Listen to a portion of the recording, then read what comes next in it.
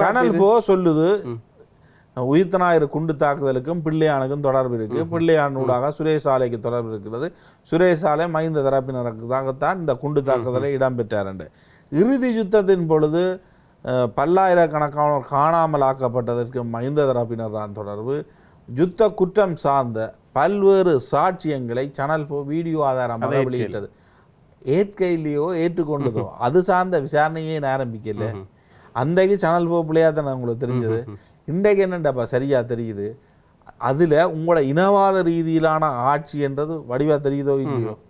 அப்ப இலங்கை அரசாங்கம் இந்த விசாரணையை ஒரு அரசியல் கலப்பில்லாம உண்மையாடுக்குதான ஒரு முடிவின் அடிப்படையில் தான் இது அடுத்த கட்டத்தை அடையுதுன்னு என்ன அடிப்படையில் நம்பலாம் என்பதுதான் கேள்வி.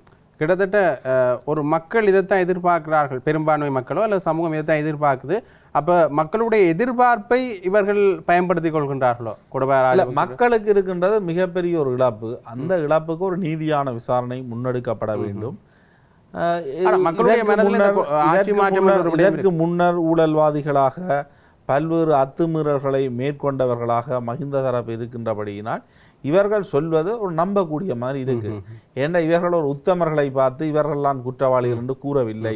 அதனால் அது நம்பக்கூடிய மாதிரி இருக்கின்றது. ஆனால் நீதி என்பது அதனுடன் நேரடியாக தொடர்பட்டு அதனை மேற்கொண்டவர்களுக்கு இருக்க வேண்டியது.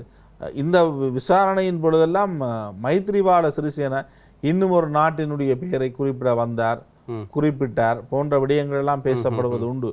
இந்தியாவுக்கு தெரியாம இது நடந்திருக்குமா? இந்த குண்டு தாக்குதலில் ரோவினுடைய பங்கு என்ன, வெளிநாட்டு புலனாய்வாளருடைய பங்கு என்ன எல்லாம் மிகப்பெரிய அளவு பேசப்படுகின்ற விடயங்கள் இதுவே.